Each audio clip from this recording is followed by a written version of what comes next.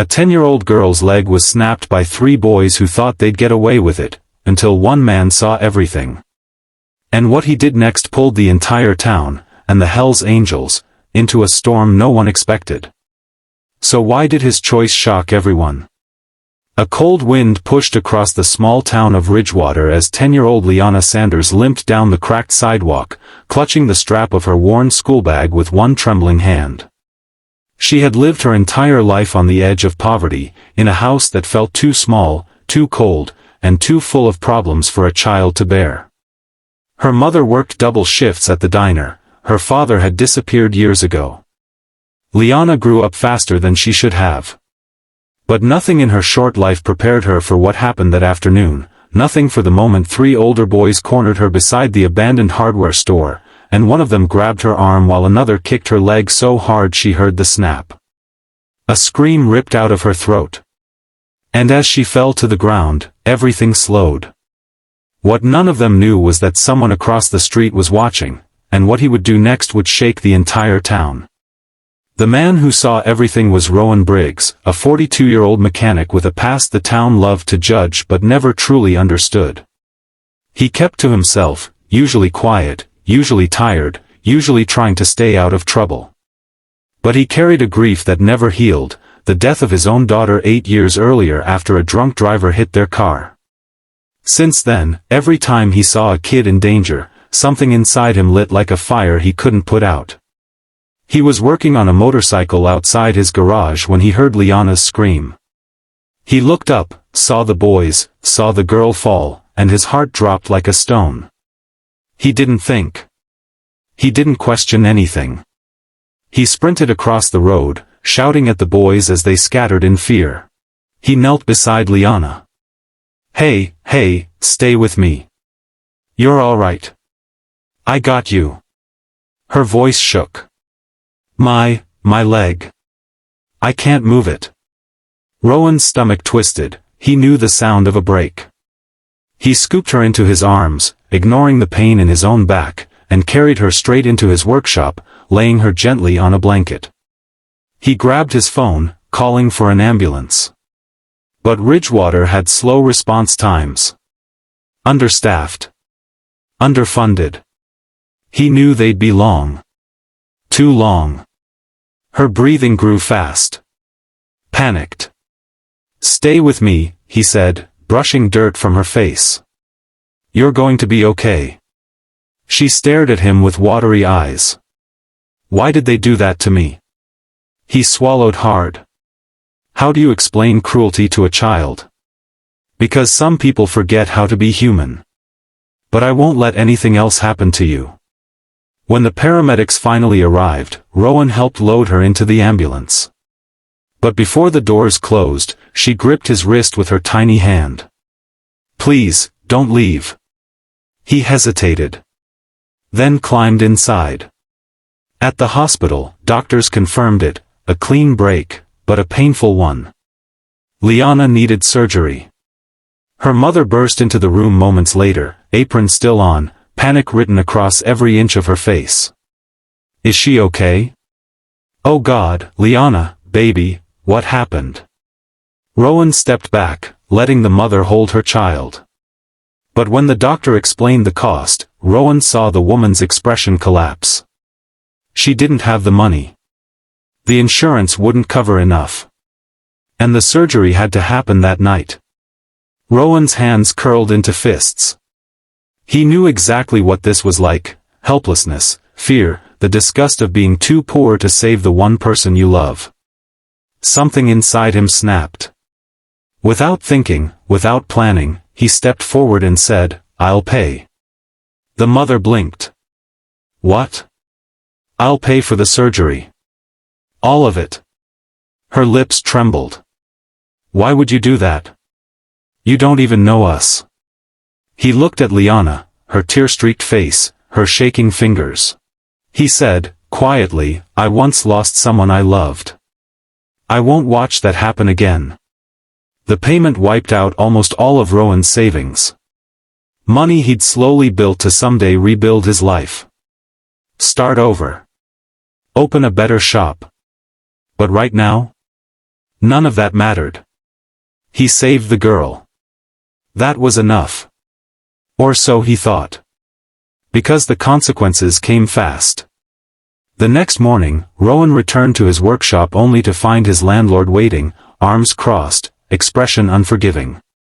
"You're behind on rent again. I gave you time. Now I want the full amount by Friday." Rowan felt the punch in his gut. He didn't have the money anymore. He tried to explain, but the landlord cut him off. "Not my problem. Pay or get out." He worked longer hours, took on more repairs, but the town never brought enough business. Meanwhile, Liana's mother visited him every morning to thank him, to bring food, to offer whatever she could, even though she had nothing. He always told her the same thing: "Take care of your daughter. That's enough." And every time he said it, the emptier he felt inside. Days passed. Rowan kept his shop running on fumes. He barely slept. Barely ate. But he visited Liana every night after work, bringing small snacks, little gifts, nothing expensive, just things to make her smile. And she did smile. For the first time since his daughter's death, Rowan felt like he mattered again. But good deeds have a way of making life harder before they make it better. One evening, as he locked up the shop, a black truck rolled slowly down the street. Loud pipes. Custom paint. A skull and wings emblem on the door. The Hells Angels chapter from the neighboring county. Rowan's stomach dropped. The leader, a tall bearded man named Corbin Maddox, stepped out first. The others followed like shadows. They surrounded Rowan's shop. Rowan stiffened. He'd known these men years ago, back when he was younger, wilder, angrier. They weren't friends. They weren't enemies. But this visit? It didn't feel good. Corbin approached him. "We heard what happened." Rowan stayed silent, hands steady but jaw tight. Another biker spoke. "Those boys who hurt that kid, they're the sheriff's nephews." Rowan froze. Corbin continued, "Sheriff's covering for them. Whole town's whispering. People are pissed." Rowan felt his pulse pick up. "What do you want from me?" Corbin smirked. "We want to know why you paid for her surgery." His tone wasn't mocking, just curious, almost respectful. Rowan hesitated, swallowing the lump in his throat. "Because she deserved better. That's all." Corbin studied him for a moment, then nodded. "We're not here to cause trouble. We're here because the town needs someone who actually gives a damn. And believe it or not, that might be you." Rowan frowned. "I don't need help." Corbin shook his head. "Everyone needs help. Even you." A week later, things hit rock bottom. Rowan came home to find an eviction notice taped to his door. That was it, he had nothing left. Not enough money.